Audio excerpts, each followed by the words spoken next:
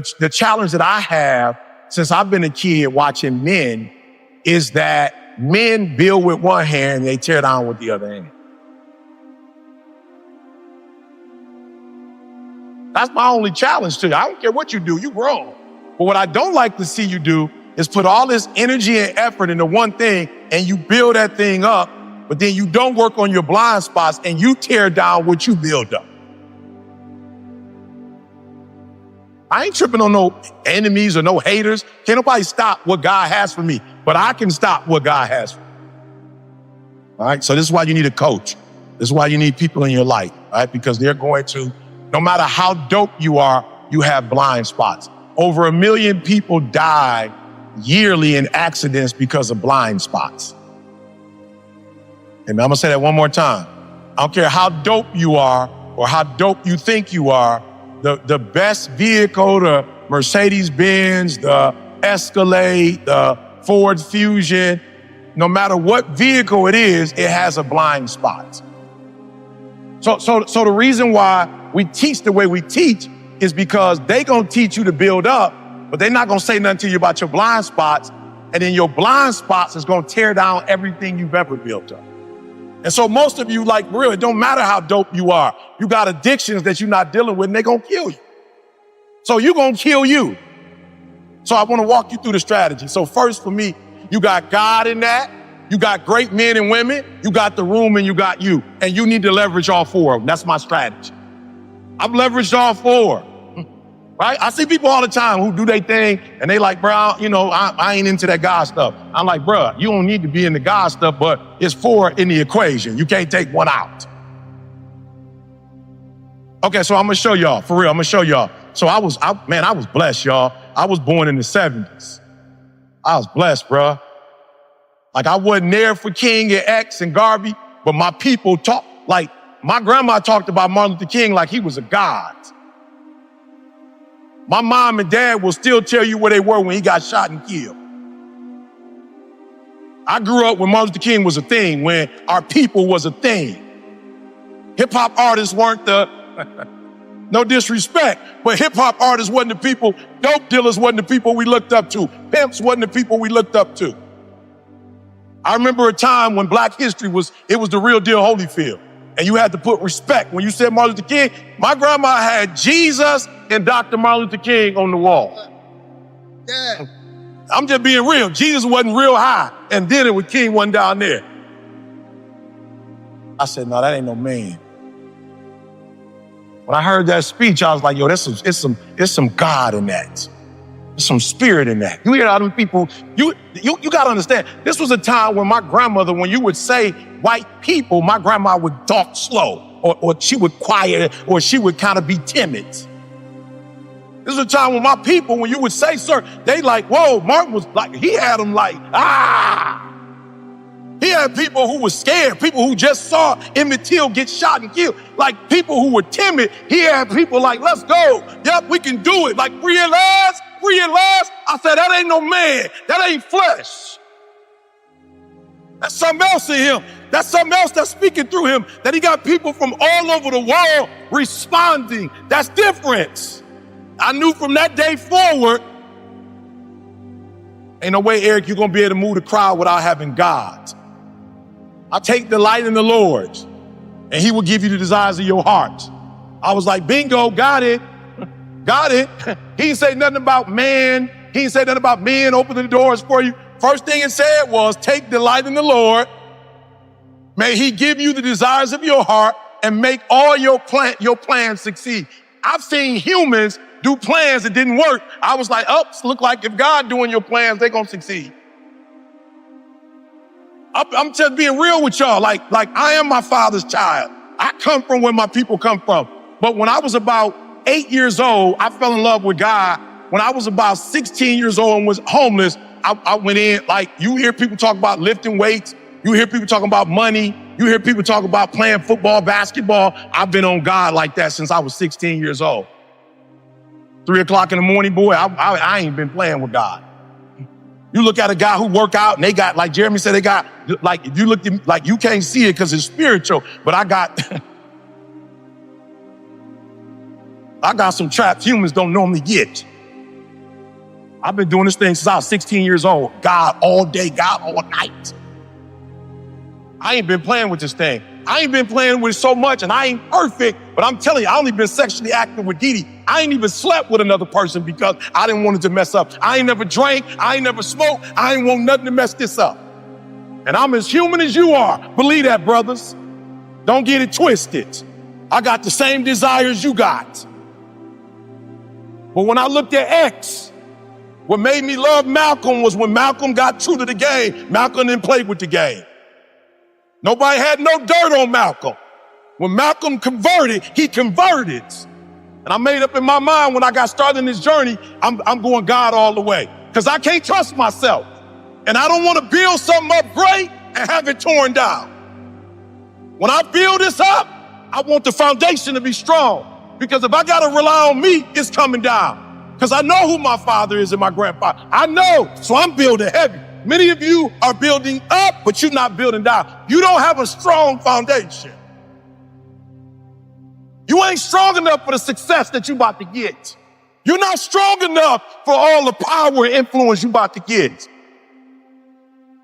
I started this thing. My formula was God. We going God first, nothing else. We gonna build. I ain't got to dribble. I ain't got to play. We just go every day. We just go 3 o'clock in the morning. And while the world may not see the significance of the 3, they gonna feel the significance of the 3. What's your foundation? What you building on? I'm not telling you God, but whatever it is, it better be strong.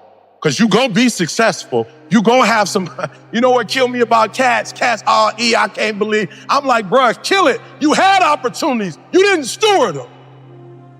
Don't act like God ain't never gave you no opportunity. You've been given opportunities. You blew them. Don't make this about her. Don't make this about him. Don't make this about racism. Don't make this about your daddy and your mom. You've been given opportunities. You weren't strong enough. You weren't ready for them. You blew it. Free audio post-production by alphonic.com. The poverty mindset is you always focusing on what you can get. The beauty is what you can give. So if I have to start firing people for whatever reason, the people that I'm firing first are the people that I pay, but they can't generate revenue. Does that make them bad people? The person who's helping generate revenue, can I fire them? Because they doing what? They adding value. There's nothing, ain't nothing wrong with nobody. Ain't nobody sweeter than nobody else. But because CJ made a commitment to make me a household name, and he did it, because he made a commitment to help me to grow financially, my whole family, because the next move is to be a millionaire. He said, I'm gonna make you into a billionaire. And him and Josh and Jamal doing what they gotta do with Tiffany, helping me get 27 gigs. Let me tell y'all something. When I'm with my wife, and it's just like our time, but the phone ring and it say Tiffany Haynes, I can't answer it because I'm with my wife. Who gotta make the decision if I'm gonna answer it or not? Dee Dee gotta make that decision. When she see Tiffany, 27 gigs, 7 figures, what you think she say? Go ahead and get that. She might have another gig. That might be another gig. Go ahead and get that. Now hurry up. I'm like, Tiff, what up? Put it on speaker. What up, Tiff? Yo, E, this person called. What you think? I was like, what you think? I don't really know. All right, let's not do it then. And I ain't talking about money. There was a school. She was like, E, this school, what you think? I was like, yeah, I think we should do that. What you think? She's like, yeah, I think you should go to the school. Teacher be insurance. Does it make sense? CJ called. You think Dee Dee gonna be like, not right now? She like, answer the phone. But if we cool, but you're not generating revenue, and it's,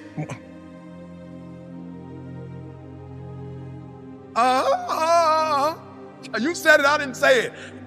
She like, don't answer that. You can get back with them later. Not because they're less valuable, but they're not adding the same type of, if you ain't adding value, when it's time to start letting go, you're gonna be the first one to get cut. They cutting you first. You better pray that y'all stay in abundance. But if the abundance start getting questioned, if all you're doing is taking, you're the first one to go. You're the first one out of here. I always tell people all the time, my wife, I'm good with my wife. I'm not saying that she ain't gonna never leave me or get with somebody else, but my man gonna have to iron, clean, cook, take care of the kids, get up at 2 o'clock in the morning because she want water, buy her whatever she thinking about she wants. Bruh, if you could do, oh hell, bruh. But you're not gonna add the same value I'm gonna add. Does that make sense? In my relationship, I try to make it 50-50 or 51-49 or 49-51. Why? Because I know if I'm taking from you, then you not, and I don't even be trying to impress the dudes. I be trying to impress their wife. I'm like, when you gonna bring your wife? I need your wife to see what we doing here. Because if your wife see it and she feeling it, then she gonna give you the cosign. But if you talk about E.T. says, she like, who E.T.? Why you keep talking about E.T.? E.T. don't live up in here. I'm tired of hearing E.T. name. But if E.T. take your life to the next level and you start treating your wife better because of me, she like, oh yeah, where's E.T. next event? Does that make sense? Immediate gratification, that base childhood boy stuff. Listen to me. The stuff you was dealing with when you was 18, 19, 20, like that sexual stuff, you grown now. You 40 years old. Get some control now. You're a grown man. You ain't no kid no more. You can't be tossed and driven. You got kids now. You got kids, bruh. You still sleeping around, you got kids. You still not getting up and going to work, you got kids now. You got people looking up to you. If you wanted to play when you were single, cool. But now you done brought somebody into this world. And as a pastor, I hate when people all of a sudden now, they want to get a divorce. Y'all got kids now. You should have got a divorce before y'all had kids. Why you gonna bring somebody into this complicated mess? They don't deserve this. They didn't ask for this. You a grown man now. Don't sit here and tell me that the baby mama drama, the mama be tripping. I don't care if she tripping or not. That's your son. Go make it work. That's your daughter. Go make it work. Do whatever you got to do with homegirl. Say whatever you got to say. Give her whatever she got to get. But don't let no other man raise your doggone kids. Don't let no other man raise your doggone kids. And I'm telling you, I was blessed that my mom got married and my father raised me. But I made a decision when I had my own child that ain't nobody else gonna raise. My biological father lost the right to call me by my last name that I am. I have somebody else's name because he didn't step up. So when I write my books, it don't have my name, and people who are part of my family, they might not even know that I was their kid. Why? Because somebody didn't step up. I don't care what my wife going through. I don't care what she's expecting. They're my kids. I'm going to raise my kids. And I'm not going to raise them like she want me to raise them. I'm going to raise them to be a man. And I'm going to raise my daughter to know how to deal with men. You ain't no boy no more. This ain't no base. This ain't no, I want to go party. You've given up that right when you had kids. Hey, party's over with out of time. Got time to be partying no more. Now it's time to create a legacy now. You had your fun. Now get to work. Now build a legacy. My son graduated, I can't say no names. My son wanted to work for a sports agent. He was all geek ant. I'm gonna work for them, I'm gonna get the chain. I said, the chain, you don't wear nobody else's chain. You don't wear nobody else's name. They eating off of that. Your family ain't gonna eat off that. You gonna get a check. We building money for generations to come. You don't work for nobody else. I didn't put you in school to go give your best talent to some other man. I put you to work for this legacy. You work for your family. You don't got no options. You don't work nowhere else. You don't work for nobody else. You work for your mama. You work for your sister. You work for your aunts. You work for your grandma. You work for your family. You work for your kid.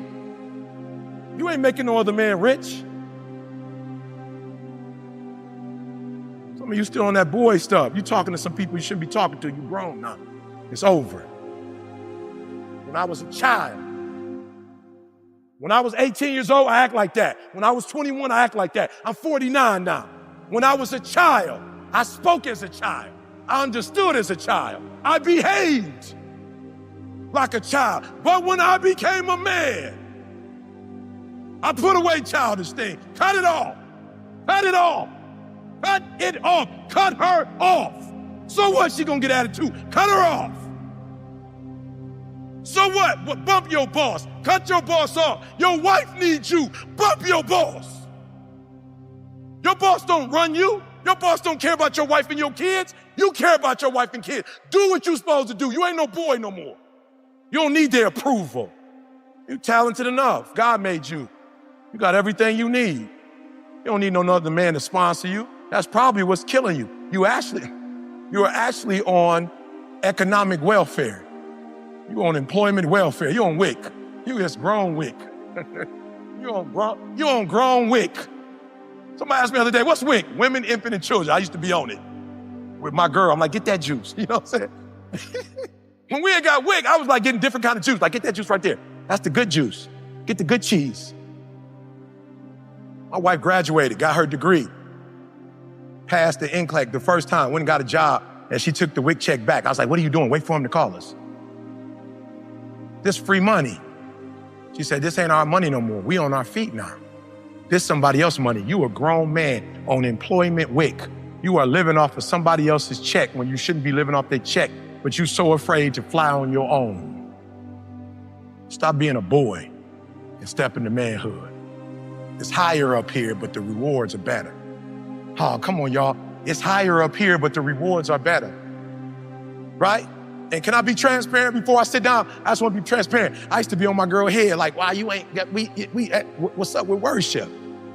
I used to be on my girl head all the time like, you ain't trying, I got one thing I ask you for, you can't